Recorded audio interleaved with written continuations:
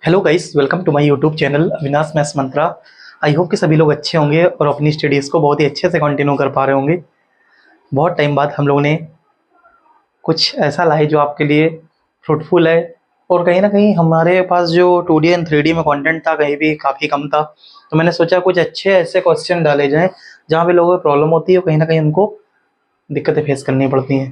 तो यहाँ पे क्वेश्चन है, समझिए। हम लोग क्लास 6 7 में इसको पढ़ते थे, लेकिन कहीं ना कहीं हम लोग के दिमाग से अब थोड़ा सा ये जा चुका है, इसलिए फिर से एक नई यादें ताज़ी करते हैं। देखिए क्वेश्चन में क्या है लिखा हुआ है।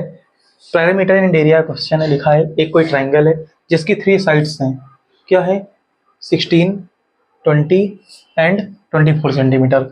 अब कह रहा है उस जो त्रिभुज या ट्राइंगल है उसकी साइड से छूते हुए एक इनर सर्कल है, यानी कि अंतःवृत्त है, उसका हम लोग को एरिया निकालना है। ओके, अब देखिए यहाँ पे क्या होता है, अगर हम लोग अपनी ज्योमेट्री की बात करें, ज्योमेट्री के हिसाब से एक आपका ट्राइंगल है, उसके अंदर एक इनर सर्कल है, तो आपको उसका एरिया निकालना है। तो सीधा सीधा लॉजिक मेरा कहता है, अगर हमको ट्राइंगल का एरिया पता चल जाए, उसमें से हम ये वाला एरिया घटा दें, तो ये आपका क्या होगा, इनर सर्कल का रेडियस पता चल जाएगा। या फिर एक तरीका है, अगर हम किसी भी तरीके से इसकी रेडियस पता कर लें, जैसे सर्कल है तो कहीं ना कहीं रेडियस है इसकी आर, ठीक है, सब जगह। तो अगर हम इंडियन रेडियस आर पता कर ले, तो उसकी हेल्प से हम पाई आर स्क्वायर से क्या कर सकते हैं, इसका एरिया बेसिकली फाइंड आउट कर सकते हैं। तो ये हम लोग कुछ कोशिश करते हैं। जहाँ पे हम लोग ने क्या किया था, यहाँ पे फॉर्मूला पढ़ते थे, तो कहीं ना कहीं हमारे पास आपके फर्स्ट ईयर इंटर में फॉर्मूले होते थे ट्राइंगल से रिलेटेड, और 10th तक भी हम लोगों ने फॉर्मूले पढ़े। तो उसी की फॉर्मूले की हेल्प से हम लोग थोड़ा सा चीज़ों को सॉर्ट आउट करते हैं। कैसे, समझिए। आइए, अब जब कभी भी हम लोग क्या करते हैं, एक किसी भी ट्राइंगल का एरिया निकालते हैं, तो उसमें जब आप साइड्स गिवन हो तो एक फॉर्मूला हम लोग को पता चलता है। क्या, समझिए। एक फॉर्मूला है, व्हेन 3 साइड्स आर गिवन। जब भी किसी भी ट्राइंगल की 3 साइड्स गिवन होती हैं, तो एक फार्मूला होता है। क्या होता है? Under root S, S minus A, S minus B plus, sorry plus नहीं, इंटू एस माइनस सी। ये फार्मूला होता है जब 3 साइड्स गिवन होती हैं। वो एक कॉमन फार्मूला होता है, 1/2 बेस इंटू हाइट। ओके, ये कुछ ऐसे बेसिक फार्मूले होते हैं, आप समझिए। 1/2 बेस इंटू हाइट मतलब क्या होता है? अब सपोज करिए आपके जो ये जैसे सेंटर है, इसके घर का नाम ओ है, समझ गए? तो यहाँ पे 3 ट्राइंगल बनेंगे, O A B, O B C and O A C, समझ गए? तो जब 3 ट्राइंगल मिलकर तैयार होंगे, तो 3 ट्राइंगल मिलकर तैयार होने से एक बड़ा ट्राइंगल बनेगा जिसका नाम क्या होगा, ए बी सी। तो समझिए, इस ट्राइंगल को एरिया निकालने के 2 तरीके। पहला तो ये आपका जब साइड्स गिवन होती है तो ये फार्मूला होता है, एंड नेक्स्ट फार्मूला क्या है, वो आप अगर 3 ट्राइंगल हैं, जैसे ओ ए बी है, O A B, O B C and O A C, तीनों को अगर आप ऐड करेंगे तो एक ट्राइंगल ए बी सी का एरिया आपको निकल के आएगा। ओके, तो समझिए अब आगे आपको क्या करना है। आइए, जब 3 साइड्स आपकी गिवन है और आपको पता है, तो ये फॉर्मूला इक्वल होगा, तो आप लिख लीजिए इसको भी, तीनों साइड से निकलिए, area of triangle A B C, ये हो जाएगा equal 1/2 base into height means ओ, या डायरेक्ट ही लिख लीजिए आर इंटू क्या हो जाएगा, जो साइड्स है, यानी एक बार 16, 1/2 आर इंटू क्या हो जाएगा 24, क्योंकि ये तो आर तो सबके लिए कॉमन रहेगी, और 1/2 R into means 20 equal to, अब इसको निकालिए। एस निकालने का एक फार्मूला होता है, एस का एक फार्मूला होता है, क्या होता है समझ लीजिए, 2s equal to A plus B plus C होता है, और एस के फार्मूला होता है A plus B plus C by 2। तो एस यहाँ से निकल आएगा, समझिए। और ए बी सी क्या है, 3 साइड्स पूरी, ए अलग है, बी अलग है, सी अलग है, तो इसको निकाल लीजिए।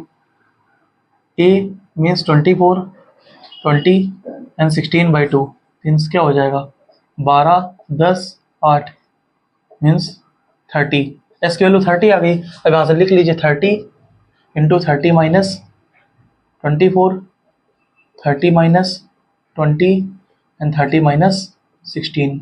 ओके, तो यहाँ से निकाल लीजिए, आपका क्या हो जाएगा, 1/2 इंटू आर का 1 हो जाएगा, अंदर क्या बचेगा 16 plus 24 plus 20 equal to,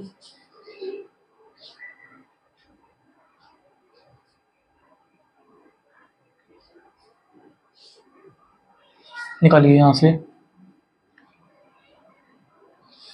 30 into 6 into 10 into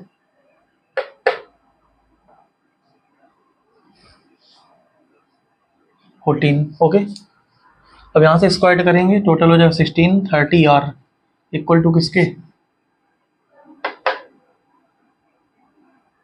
1484 square करेंगे, तो यानी कि 30 into 6 into 10 into 14।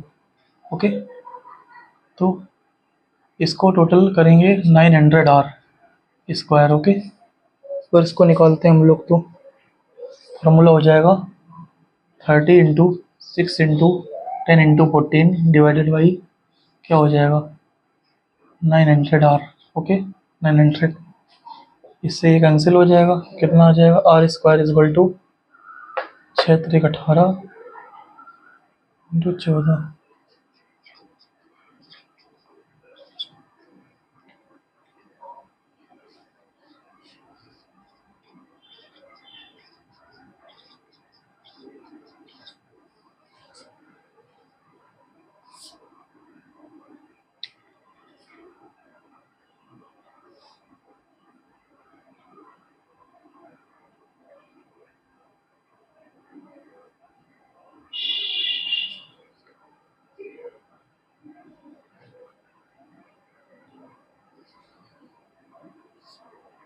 Divided by 9 भी तो है,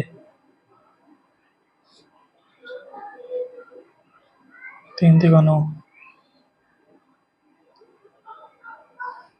तो आर स्क्वायर की वैल्यू कितनी हो गई 28।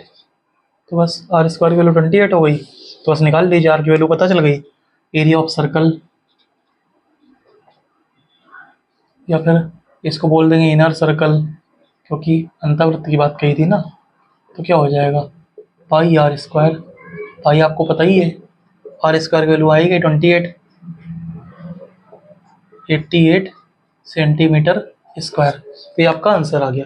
तो अल्टीमेटली क्या होता है, जब इस तरह के क्वेश्चन आते हैं तो कहीं ना कहीं आप प्रैक्टिस करते हैं, प्रैक्टिस करके जब आपका माइंड चलता है तो क्या है, अब आपके दिमाग में जब ये चीज़ें घूमेंगी तो आप क्वेश्चन को अच्छे से सॉर्ट आउट कर पाएंगे। कुछ ये फॉर्मूले होते हैं बेसिक, जिनको आपको ध्यान रखना पड़ेगा। मतलब एक मेंसुरेशन में चाहे आप 2D सॉल्व करें या 3D सॉल्व करें, कुछ ऐसा कॉम्बिनेशन होता है जब आपको कुछ चैप्टर की कमांड होगी, तभी आप जो है इसको अच्छे से सॉल्व कर पाएंगे। क्योंकि किसी भी एक फार्मूले से या किसी भी एक स्ट्रक्चर से आपका सॉल्यूशन नहीं मिल सकता। क्योंकि देखिए अब इसमें जैसे ट्रायंगल है, ट्रायंगल के साथ सर्कल भी है। अब हो सकता है किसी और क्वेश्चन में कोई दूसरी फिगर हो, उसके साथ कुछ नया ऐड हो। तो इस तरह से आपको क्या करना पड़ता है, ओवरऑल एक पूरे सिस्टम पे कमांड करनी होती है। तो कहीं ना कहीं आपको क्वेश्चन समझ में आया होगा। अगर नहीं समझ में आया तो प्लीज़ कमेंट करें, मैं अच्छे से अच्छे चीज़ों को क्लियर करने की कोशिश करूँगा। पढ़ते रहें, ऐसे ही बढ़ते रहें, मुस्कुराते रहें, कुछ डाउट्स हो तो पूछते रहें। तब तक के लिए मिलते हैं किसी नेक्स्ट क्लास में। Thank you so much for watching guys, bye.